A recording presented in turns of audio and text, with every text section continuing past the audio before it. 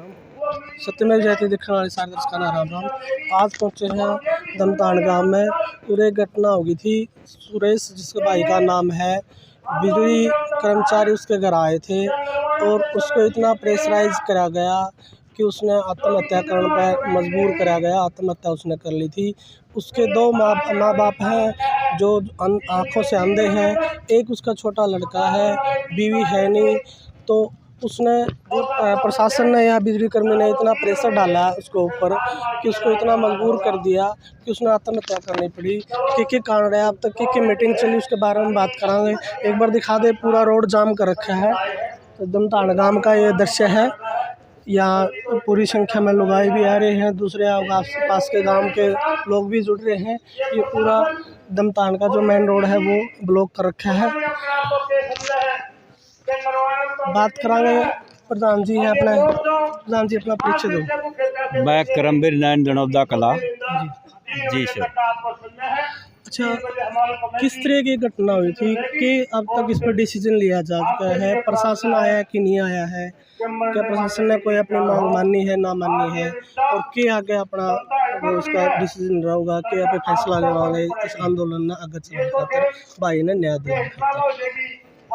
ये जो प्रक्रिया सुरेश नाम का जो दमतान का लड़का था, तो बिजली बोर्ड के कर्मचारियों ने नाजायज तरीक़ा से उसके ऊपर रेड मारी है। उसके घर में घुसे और जनानियों के साथ बदतमीजी करी, बगैर परमिशन के। जो गेट तोड़ के, कुछ गेट तोड़ के बड़े, कुछ दीवार फाड़ के बड़े हैं जो बिजली कर्मचारी। कितने कर्मचारी थे? ये लगभग 7-8 कर्मचारी बताए गए हैं। अच्छा। हाँ, तो गांव के जो मौका वारदात पर जो लोग थे उन्होंने यही बताया। इस तरीके से आप बताओ, ये तो फिर गुंडागर्दी वाला बात होगी, तो बिजली कर्मचारी तो नहीं होंगे फिर? नहीं, इनको हम कर्मचारी नहीं कह सकते। तो सिर्फ एक किस्म से जिस तरह गुंडा टाइप होता है, जो रोबरी जो करते हैं, जो डाका जो डालने वाले जो लोग होते हैं, वो इस प्रकार की उनकी प्रक्रिया भी वही थी, उनका अंदाज भी वही था और उनका भाषाएं थी वो भी गलत थी। बिजली मीटर बाहर था या अंदर था? ये बिजली मीटर बाहर बताया गया है। और रही बात, तो अंदर घुसने का तो मतलब ही नहीं होता बिजली कर्मचारी। अंदर घुसने का इनका मतलब है जनता को डराना, जनता को परेशान करना, जनता को दुखी करना। और सरकार का भी ये पॉलिसी है भाई, यहाँ भय का माहौल बनावा और लोगों ने डरावा। क्या फैसला रहे अब तक? प्रशासन कोई आया आपकी सुन या नहीं आया? नहीं, प्रशासन के जो SDM महोदय आए थे, लेकिन उन्होंने यह अपनी असमर्थता जताई। हम इस जो समस्या का समाधान करने में सक्षम नहीं। हम जो उच्च अधिकारियों को ये सूचनाएं देंगे। अभी केवल SDM महोदय से वार्तालाप हुई है। तो यहाँ जो खाप ने कमेटी गठित करी उनकी और SDM महोदय के, लेकिन जो उनकी जो बात है वो सिरे नहीं चढ़ी। आगे प्रशासन की तरफ से कोई कॉल आई हो, मीटिंग के लिए बुलाए हो? नहीं, अभी तक प्रशासन की तरफ से या कमेटी के पास ना कोई कॉल है, ना कोई इनविटेशन है, ना कोई निमंत्रण, ना आने की सूचना है और ना को बुलाने की सूचना अभी तक। तो पंचायत का क्या फैसला रहेगा फिर?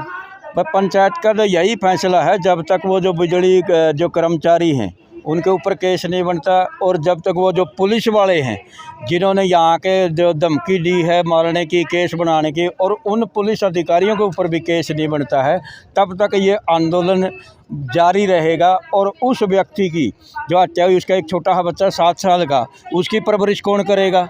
उसके जो माँ बाप हैं अंधे हैं, उनकी परवरिश कौन करेगा? इसलिए उन 3 लोगों की जीवन रेखा की गुजर बसर और परवरिश करने के लिए तो उनको मुआवजे की कम से कम, मेरे हिसाब से तो कम से कम 50 या 60-70 लाख रुपये उनको मुआवजा मिलना चाहिए। सुरेश के घर में घरआली भी है?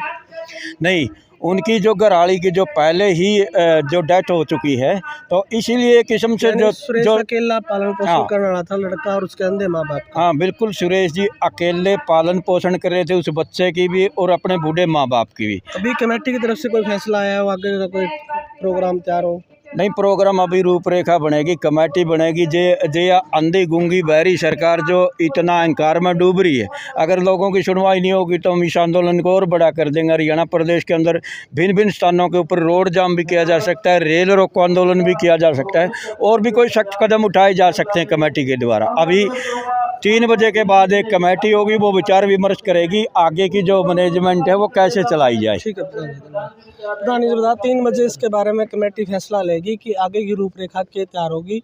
आओ वक्ता बोल रहे हैं, उनके बारे में भी सुनावांगे क्या क्या उनके विचार। के खिलाफ जो यह लड़ाई है, अंधी सरकार है ये, इसके लिए अपन संयम से और धैर्य से लड़ाई लड़नी है। हम सब मिलकर अगर ये लड़ाई लड़ेंगे, बिल्कुल लड़ाई को जीतेंगे। और हमारा प्रयास मेरी खाप की तरफ से आप लोगों के साथ है। धन्यवाद। धन्यवाद रामपाल जी। अब नगर पत्रकार ओम प्रकाश जी कंडेला हमारे बीच पहुंचे हैं। आदरणीय प्रधान जी।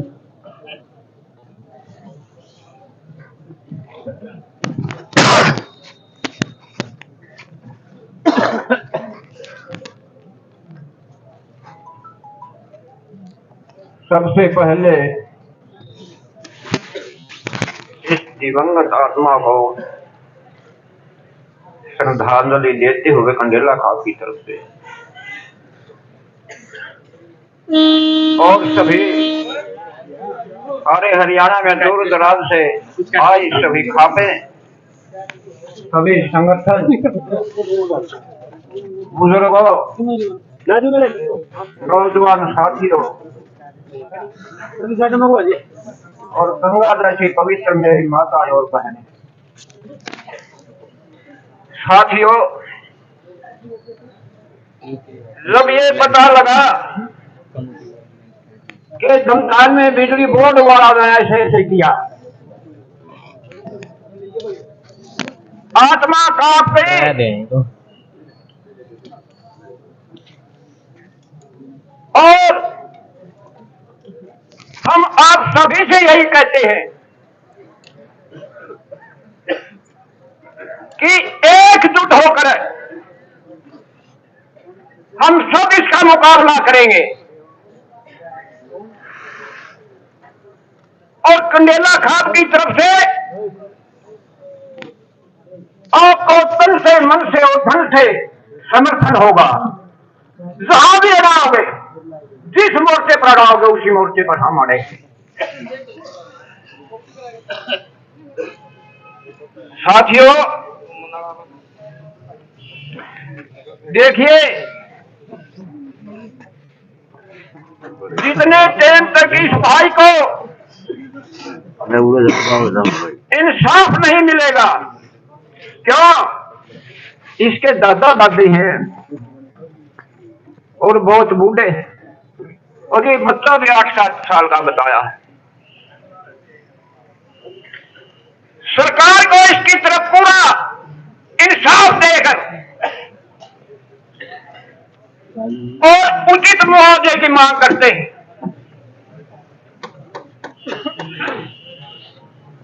साथियों, एक बात का ध्यान जरूर रखना, जो कि कल भाई सुरेश कोच ने बताई थी कि अनुशासन सबसे पहली चीज है, वो अपनी मानसिकता को दर्शाता है। अनुशासन में रहे, चाहे कोई